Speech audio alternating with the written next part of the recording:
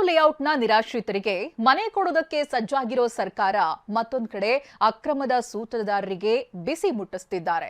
ಈಗಾಗಲೇ ಇಬ್ಬರನ್ನ ಬಂಧಿಸಿ ವಶಕ್ಕೆ ಪಡೆದಿರೋ ಪೊಲೀಸರು ಸರ್ಕಾರಿ ಜಾಗವನ್ನ ಸೇಲ್ ಮಾಡಿದರ ಬಗ್ಗೆ ವಿಚಾರಣೆ ನಡೆಸುತ್ತಿದ್ದಾರೆ. ಇದರ ನಡುವೆ ಯಲಹಂಕದಲ್ಲಿ ಕೆಲಸ ಮಾಡಿದ್ದ ತಹಶೀಲ್ದಾರ್ಗಳಿಗೂ ಸಂಕಷ್ಟ ಎದುರಾಗಿದೆ.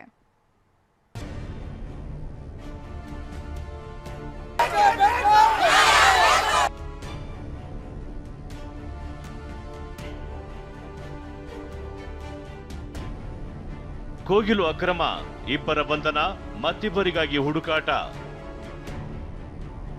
ತಾತ್ಕಾಲಿಕ ಹಕ್ಕುಪತ್ರ ತಹಶೀಲ್ದಾರ್ಗಳಿಗೂ ಢವಢವ.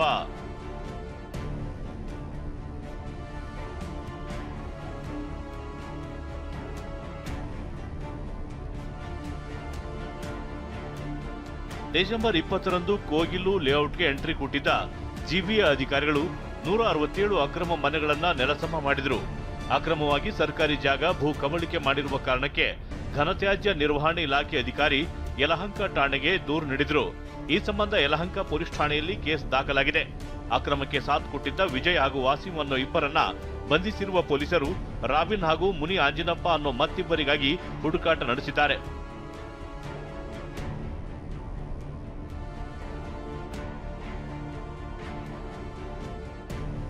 ಲ್ಯಾಂಡ್ ಗ್ರಾಬಿಂಗ್ ಮಾಡಿ ಜನರಿಗೆ ಯಾರು ಮೋಸ ಮಾಡ್ತಾರೆ, ಯಾರ ಮೇಲೆ ಕಂಪ್ಲೇಂಟ್ ಕೊಟ್ಟಿದ್ದಾರೆ ಅವರಿಬ್ಬರು ನಾವು ಸೆಕ್ಯೂರ್ ಅರೆಸ್ಟ್ ಮಾಡಿದ್ವಿ. ಅರೆಸ್ಟ್ ಮಾಡಿದ ನಂತರ ಈಗ ನಾವು ಮಾನ್ಯ ನ್ಯಾಯಾಲಯಕ್ಕೆ ಪ್ರೊಡ್ಯೂಸ್ ಮಾಡಿ ಮళ్ళీ ಪೊಲೀಸ್ ಕಸ್ಟಡಿ ತೊಗೊಂಡು ಇನ್ವೆಸ್ಟಿಗೇಷನ್ ಮಾಡ್ತಾ ಇದ್ದೀವಿ. ಏನು ಯಾರಿಗೆ ಇವರು ಎಷ್ಟು ಜನರಿಗೆ ಇವರು ಮೋಸ ಮಾಡಿದ್ದಾರೆ, ಎಷ್ಟು ಜನರ ಕಡೆ ದುಡ್ಡು ತೊಗೊಂಡಿದ್ದಾರೆ, ಇವ್ರ ಜೊತೆಯಲ್ಲಿ ಬೇರೆಯವ್ರನ್ನೂ ಇನ್ವಾಲ್ವ್ ಆಗಿದ್ದಾರೆ, ಇವರಿಬ್ಬರೇ ಇದ್ದಾರೆ, ಇವರು ಯಾರ್ಯಾರು ಇನ್ವಾಲ್ವ್ ಆಗಿದ್ದಾರೆ ಇದರಲ್ಲಿ ಸ್ವಲ್ಪ ಡೀಟೇಲ್ ಆಗಿ ಇನ್ವೆಸ್ಟಿಗೇಷನ್ ಮಾಡ್ತಾ ಇದ್ದೀವಿ.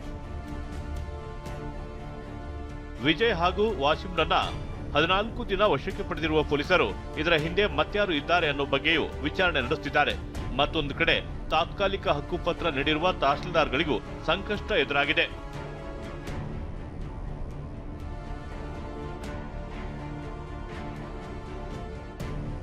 ಎರಡ್ 2022ರಿಂದ 2025ರ ಅವಧಿಯ ತಹಶೀಲ್ದಾರ್ಗಳಿಗೆ ಕೋಗಿಲು ಭೂ ಒತ್ತುವರಿ ವಿಚಾರಣೆ ಬಿಸಿ ತಟ್ಟುವ ಸಾಧ್ಯತೆ ಇದೆ. ಯಾಕಂದ್ರೆ ತನಿಖೆ ವೇಳೆ ಸ್ಫೋಟಕ ಸಂಗತಿಗಳು ಬಯಲಾಗಿವೆ. ಕೋಗಿಲು ಲೇಔಟ್ನ ಕೆಲ ನಿವಾಸಿಗಳ ಬಳಿ ತಾತ್ಕಾಲಿಕ ಹಕ್ಕುಪತ್ರವಿದೆ. ಇದೇ ಹಕ್ಕುಪತ್ರ ಹಿಡಿದು ನೋಂದಣಿಗಾಗಿ ನಿರಾಶ್ರಿತರು ಅಲೆದಾಡಿದ್ರು ಎನ್ನಲಾಗಿದೆ. ಇದರ ಜೊತೆಗೆ ಕೆಲವರಿಗೆ ನಕಲಿ ಹಕ್ಕುಪತ್ರವನ್ನ ನೀಡಲಾಗಿದೆ ಎಂಬ ಆರೋಪವೂ ಇದೆ. ಈ ಬಗ್ಗೆ ಮಾಹಿತಿ ಇದ್ರೂ ಅಂದಿನ ಯಲಹಂಕ ತಹಶೀಲ್ದಾರ್ ಕ್ರಮ ಕೈಗೊಂಡಿಲ್ಲ ಎನ್ನಲಾಗ್ತಿದೆ. ಹಕ್ಕುಪತ್ರ ನಕಲಿಯೋ ಅಸಲಿಯೋ, ಆದ್ರೆ ಅಂದಿನ ತಹಶೀಲ್ದಾರ್ಗೆ ಮಾಹಿತಿ ಇದ್ದು ಸೈಲೆಂಟ್ ಆಗಿದ್ರೆ ಎಂಬ ಪ್ರಶ್ನೆ ಮೂಡಿದೆ. ಯಾವುದೇ ದೂರು ನೀಡದೆ ಜಮೀನು ಒತ್ತುವರಿ ತಡೆಯಲು ಯತ್ನಿಸಿಲ್ಲ ಎಂಬುದು ಗೊತ್ತಾಗಿದೆ. ಹೀಗಾಗಿ ಸಾಕ್ಷಿ ಆಧಾರಗಳ ಮೇಲೆ ವಿಚಾರಣೆ ನಡೆಸಲು ಖಾಕಿ ಸಿದ್ಧತೆ ಮಾಡಿಕೊಳ್ತಿದೆ.